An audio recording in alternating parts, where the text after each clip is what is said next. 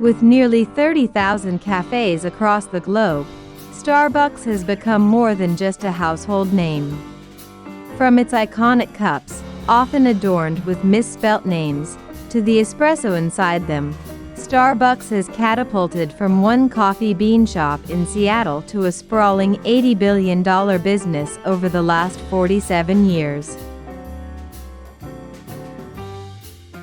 Nearly two-thirds of all coffee sold at cafes in the U.S. comes from a Starbucks.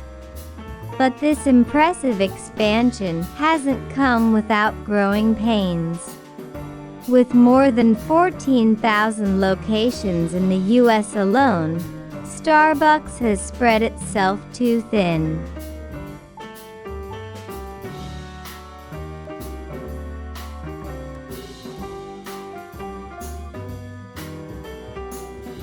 Starbucks sales account for 57% of the total cafe market. Yes, 57%. Nearly two-thirds of all coffee sold at cafes in the U.S. comes from a Starbucks. But this impressive expansion hasn't come without growing pains.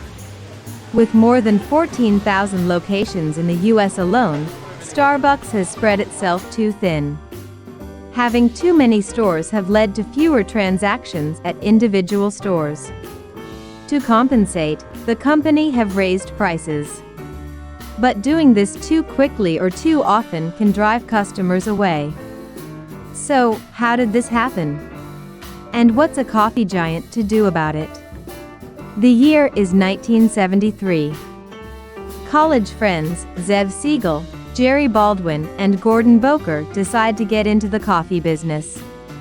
They found a mentor in Alfred Peet, founder of Peet's Coffee and the man responsible for bringing custom coffee roasting to the U.S. According to Zev Siegel, he knew the coffee industry inside and out, especially the gourmet end. He was the most educated coffee guy in the country at that time. So with Peet's help, the three friends opened Starbucks, a coffee bean shop and roastery at Seattle's famous Pike Place Market in 1971. Peet provided the young entrepreneurs with roasted coffee beans and connected them with coffee brokers until they could set up their own roastery and source their own beans. For the first decade, the founders opened 5 more locations in Seattle.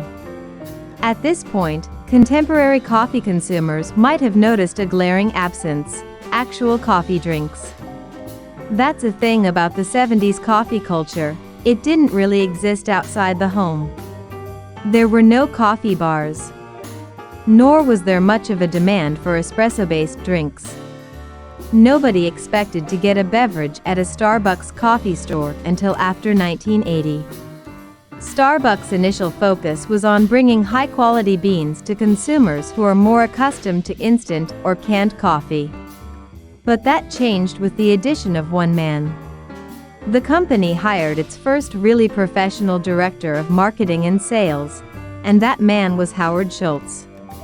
He couldn't figure out why Starbucks wasn't selling beverages. In 1983, Schultz travels to Italy and returns with an idea: turn the coffee bean stores into cafes. Starbucks served its first latte the next year.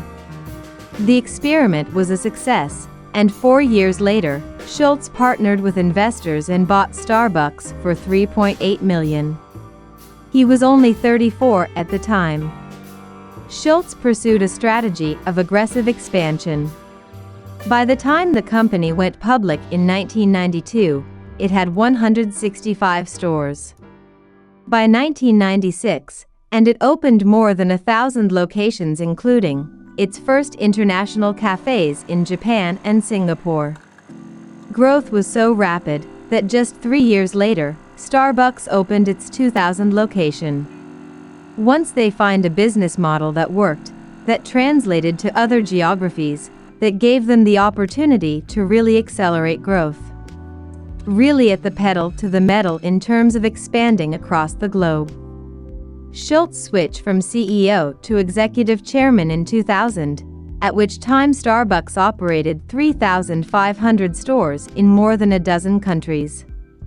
Between 2000 and 2007, the number of Starbucks cafes is more than quadrupled, from 3,500 to over 15,000.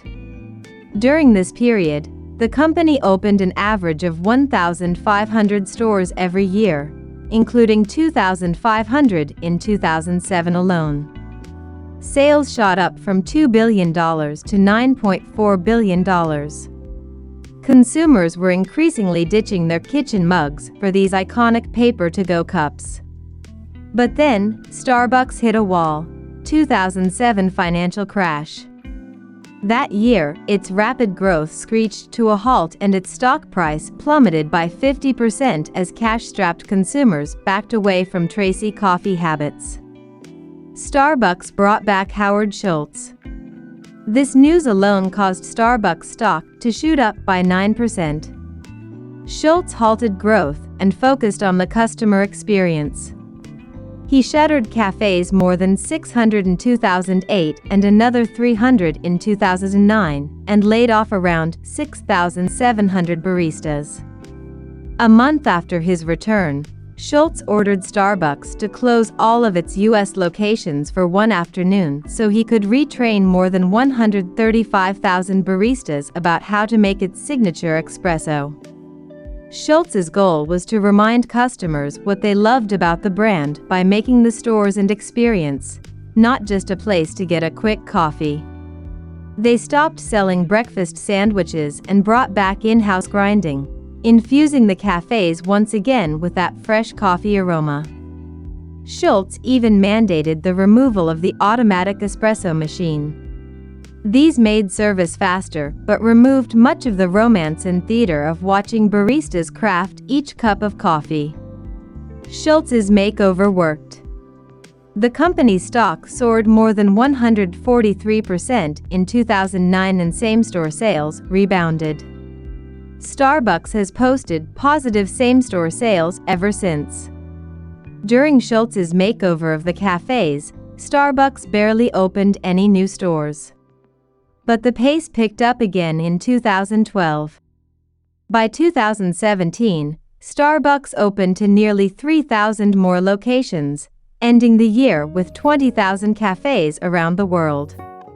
However, this brings us back to the first problem: profit cannibalization. Oversaturation, particularly in urban locations, has spread sales thin. Because Starbucks has so many locations, customers don't have to be loyal to just one. So even if Starbucks' overall sales are growing, its individual same-store sales won't reflect it. Compounding this problem are changing consumer preferences. People are shying away from sugar-laden calorie bombs, which happens to be one of Starbucks' staples. These signature frappuccinos contain an average of 57 grams of sugar. That's more than double the recommended daily limit of sugar. So to combat these problems, Starbucks is changing once again. The company announced the closure of 150 in 2019. That may seem like a drop in the bucket for a sprawling company like Starbucks, but it's 3 times the number of stores it usually closes each year. The company will still open stores, but future growth will be focused. Additionally, decadent drinks topped with whipped cream or taking a back seat. Instead, the company is pushing lighter drinks like cold brew and its fruity refreshers. The company also plans to roll out delivery to a quarter of its company-owned stores by the middle of 2019. Perhaps the company's biggest undertaking is its new line of upscale stores, Starbucks Reserve Roasteries.